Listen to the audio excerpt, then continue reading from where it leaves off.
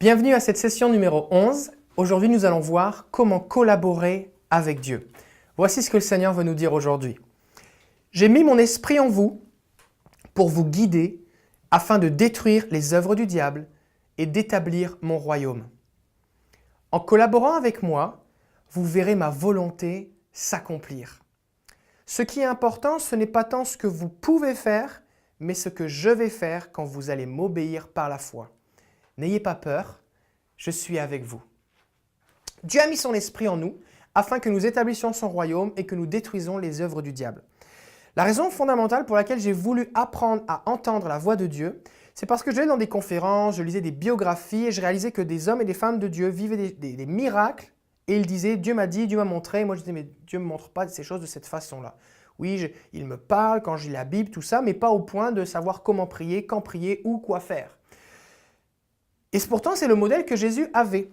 La Bible nous dit dans Jean chapitre 5, verset 19, « Jésus reprit donc la parole et leur dit, « en vérité, je vous le dis, le Fils ne peut rien faire de lui-même. » Donc Jésus dit qu'il ne faisait rien non seulement de sa propre initiative, de lui-même, de sa propre volonté, mais non plus, il ne faisait pas de sa propre autorité. Parce que Jésus s'est dépouillé de sa gloire, il est venu comme un simple homme et il a tout fait comme un homme rempli du Saint-Esprit. Il est à la fois Dieu, mais il a agi comme un homme rempli du Saint-Esprit. Et donc Jésus va dire, le Fils de l'homme ne fait que ce qu'il voit faire au Père, et tout ce que le Père fait, le Fils aussi le fait pareillement. Donc la raison pour laquelle Jésus faisait un jour ceci, un jour cela, un jour il crachait sur l'aveugle, un jour il lui disait au paralytique « lève-toi », un jour il attend au puits pour rencontrer la Samaritaine, c'est parce qu'il voyait dans des visions ce que le Père lui montrait.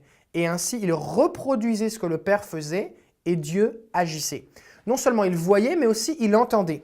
Dans Jean chapitre 14, verset 10, Jésus parle et il dit « Les paroles que je vous dis, je ne les dis pas de moi-même.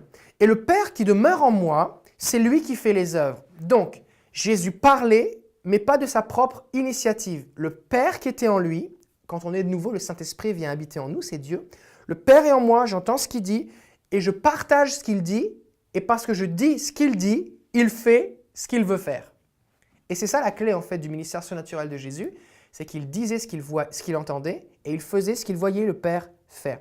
Donc c'était une totale dépendance du Saint-Esprit. Et plus donc, on est à l'écoute de Dieu, plus on lui obéit, plus on regarde ce qu'il fait et plus on le reproduit, plus on voit le surnaturel se manifester. Alors au lieu de prier que Dieu fasse ce que je veux faire, maintenant je prie pour faire ce que Dieu veut faire. Et donc ma prière, c'est Seigneur, qu'est-ce que tu veux faire afin que je puisse le reproduire.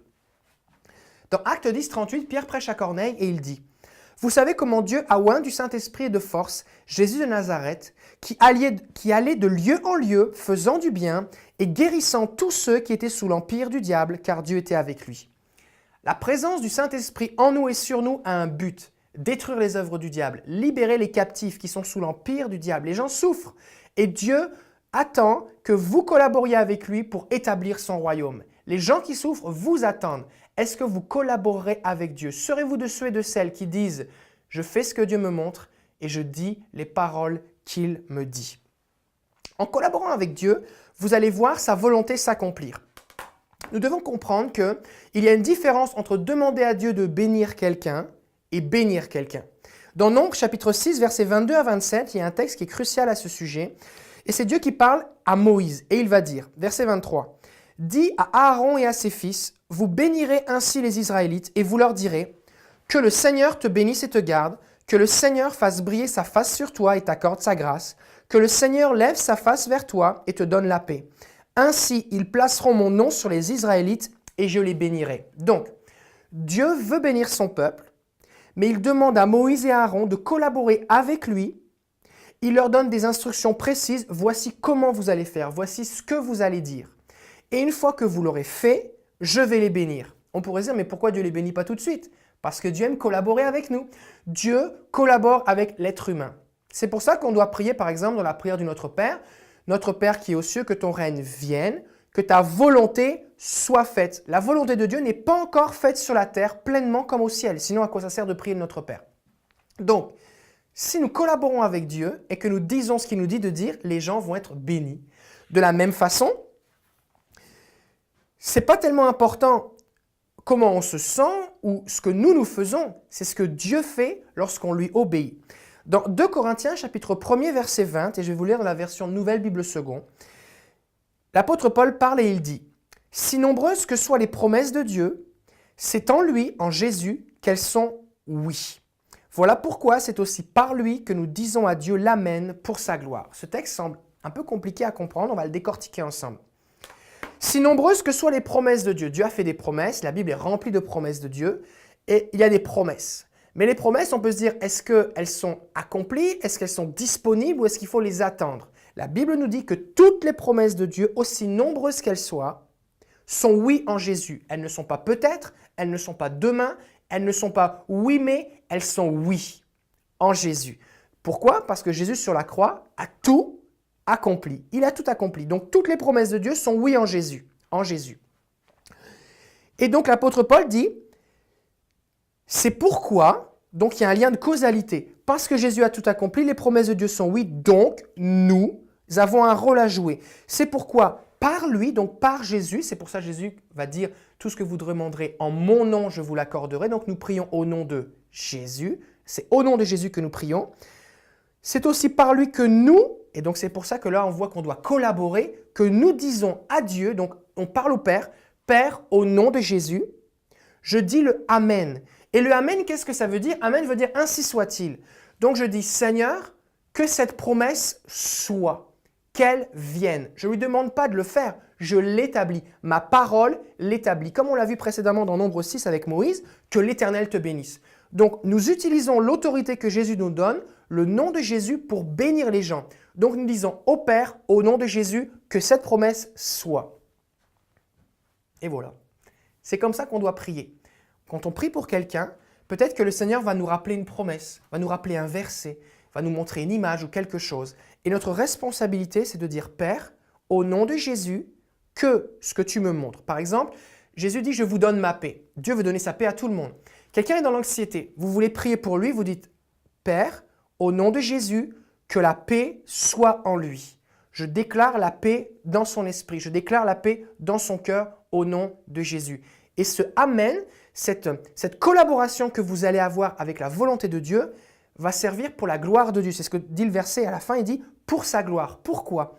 Parce que Dieu va agir, il va confirmer sa parole, il va honorer le nom de Jésus et il va honorer sa promesse parce que toutes les promesses sont oui en Jésus. Et donc Dieu va manifester sa gloire. Pourquoi? La gloire de Dieu va être manifestée quand vous allez prier parce que lorsque Dieu fait un miracle, fait quelque chose de surnaturel, sa gloire est manifestée. La Bible nous dit que le premier miracle que Jésus a fait aux noces de Cana, il a manifesté sa gloire et ses disciples crurent en lui. Donc les miracles servent à manifester la gloire de Dieu. Et suite à ça, les gens décident ou pas de croire en lui. C'est un petit peu pour vous donner une image, comme si chaque personne a au-dessus de sa tête un ballon de baudruche rempli de bénédictions. C'est la volonté de Dieu pour cette personne. Ce ballon, vous ne le voyez pas, mais c'est ce que Dieu veut. Et alors que vous allez écouter Dieu, Dieu va vous donner des images, des visions, va vous donner des révélations. Et votre parole va déclencher, va venir percer ce ballon et la bénédiction va couler. Elle était disponible, elle était là, mais elle attendait votre parole pour être déclenchée et relâchée. Et c'est ce qui va se passer lorsque vous allez prier de cette façon dans la vie des gens. Et Dieu termine en nous disant « N'ayez pas peur, je suis avec vous ». Souvent, on peut être anxieux, stressé, on se dit « Mais là, qu'est-ce qui va se passer si je prie que rien ne se passe? Qu'est-ce qui va se passer? J'ai jamais fait ça, c'est nouveau. Et comment la personne va réagir ?» Commencez avec des gens que vous connaissez, mais n'ayez pas peur, parce que c'est Dieu qui le fait. C'est Dieu qui le fait. Lorsque Pierre et Jean montaient à la prière, dans Actes chapitre 3, ils étaient dans leur vie quotidienne. Ils montaient à la prière et ils étaient dans la rue. Ils n'étaient pas dans une réunion avec de la louange, toutes sortes de trucs. Ils se promenaient dans la rue, ils allaient quelque part. Ils avaient un objectif, ils devaient se rendre au temple. Ils étaient peut-être en retard, peut-être en avant, je ne sais pas, mais en tout cas, ils avaient un objectif. Et ils étaient conduits par le Saint-Esprit, parce que la Bible dit que tous ceux qui sont conduits par le Saint-Esprit sont fils de Dieu. Et ils s'arrêtent devant un boiteux, et ils vont lui dire, Pierre parle et lui dit « Regarde-nous, je n'ai ni or ni argent, mais ce que j'ai, je te le donne. » Pourquoi Pierre dit « Ce que j'ai, je te le donne » ? Parce qu'il sait avec certitude que Dieu est avec lui et en lui. Et cette confiance que Dieu est avec vous, qu'il veut vous utiliser, va se développer, certainement a commencé à se développer depuis que vous écoutez le Seigneur. Et ainsi, vous allez pouvoir, comme Pierre, comme Jean, Et comme plein d'autres personnes dans la Bible et comme plein d'autres chrétiens à travers le monde, vous allez pouvoir vous aussi avoir cette identité, cette compréhension que Dieu est avec moi. Je n'ai pas à avoir peur. Ça ne repose pas sur moi. C'est Jésus qui a tout payé. Et vous allez pouvoir simplement dire, je n'ai ni or ni argent, mais je donne ce que j'ai. La Bible dit, vous avez reçu gratuitement, donnez gratuitement. Celui qui arrose sera arrosé. Donc nous avons la capacité d'arroser, nous avons la capacité de bénir. Et Pierre va dire simplement, au nom de Jésus, lève-toi. Et Dieu va agir. C'est Dieu qui fait le reste. Qu'a fait Pierre? Il s'est arrêté, il a été sensible au Saint-Esprit et il a prié en collaboration avec Dieu. Et Dieu a fait le reste. Et Dieu va vous utiliser de la même façon, dans votre vie quotidienne, dans votre famille, dans votre église, dans votre entourage, quand vous faites votre épicerie, votre jogging, peu importe où vous êtes, Dieu va vous utiliser. Vous avez appris à comment être sensible aux impulsions du Saint-Esprit. Peut-être le Seigneur va vous mettre une tape sur l'épaule, vous allez sentir sa présence, il va vous parler. Peut-être que vous allez avoir un rêve, ou alors que vous êtes dans un temps de prière, le Seigneur va vous dire tout à l'heure, tu vas voir ta tante, voici ce que je veux que tu lui dises. Votre cœur va te battre plus fort. Mais alors que vous allez obéir, vous allez constater que Dieu est avec vous. Et vous allez juste prier au nom de Jésus. Au nom de Jésus, je dis oui et amen à cette promesse. Et le amen, c'est un peu comme un téléchargement. Que ça arrive, ainsi soit-il. Et les gens vont être bénis. Et la vie chrétienne devient pas mal plus excitante lorsqu'on vit ce genre de choses. Donc, le Seigneur est avec vous et vos paroles libèrent son action. Alors, j'aimerais prier maintenant pour vous afin que Dieu vous utilise. Concentrez-vous simplement sur Jésus. Vous pouvez fermer les yeux et puis simplement mettre vos mains comme ça, comme un signe de dire « Seigneur, je veux recevoir quelque chose de toi ». Parce que la Bible nous dit, on l'a vu tout à l'heure dans Acte 10, 38, que Jésus a reçu une onction de Saint-Esprit et de puissance. Le royaume de Dieu ne consiste pas en paroles seulement, mais en puissance. Et nous avons besoin de recevoir la puissance de Dieu pour pouvoir accomplir son œuvre. Et c'est ce que nous allons faire maintenant. Préparez-vous, je vais prier pour vous. Vous pouvez fermer les yeux, je vais prier simplement. Saint-Esprit, je bénis maintenant ceux qui écoutent cet enseignement. Où qu'ils soient, peu importe l'endroit, peu importe l'heure du jour ou de la nuit, tu es là maintenant avec eux. Viens, Saint-Esprit. Viens. Je les bénis. J'appelle la manifestation de ta présence.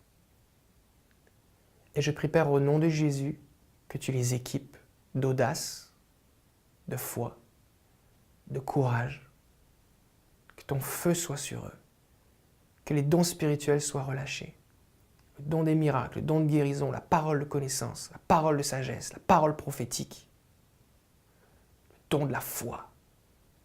Au nom de Jésus, Saint-Esprit, intensifie ton onction sur eux. J'appelle le déversement maintenant sur eux de cette onction de Saint-Esprit et de puissance sans laquelle nous ne pouvons porter du fruit. Je les bénis maintenant. Peut-être que vous commencez à ressentir la présence de Dieu d'une façon toute particulière, simplement accueillez sa présence. Le Seigneur est en train de vous équiper, ses anges viennent et vous revêtent de l'équipement dont vous avez besoin pour accomplir votre mission. Père, je bénis ce que tu fais maintenant et je prie pour plus. Intensifie ton onction sur eux. Déverse, que tes fleuves d'eau vive coulent en eux, sur eux, au travers d'eux, comme une cascade. Parce que ta parole dit que le fleuve de Dieu est plein d'eau. Plongez dans ta rivière. Plus, Seigneur. Plus. Merci pour ton feu dans leurs mains, pour guérir les malades. Merci pour tes révélations. Je prie plus de visions, plus de révélations et plus de témoignages. Merci Jésus parce que tu les utilises, que le royaume du diable recule et que ton royaume prend de l'expansion grâce à tes collaborateurs. Je bénis ce que tu fais dans leur vie au nom de Jésus.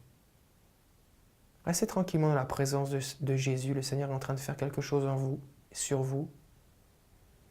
Vous pouvez écrire après ce que vous avez reçu ou expérimenter et surtout utiliser ce que Dieu vient de vous donner. Suivez ses directives. Décidez d'être un outil entre ses mains, il va vous utiliser. On se voit demain, que Dieu vous bénisse.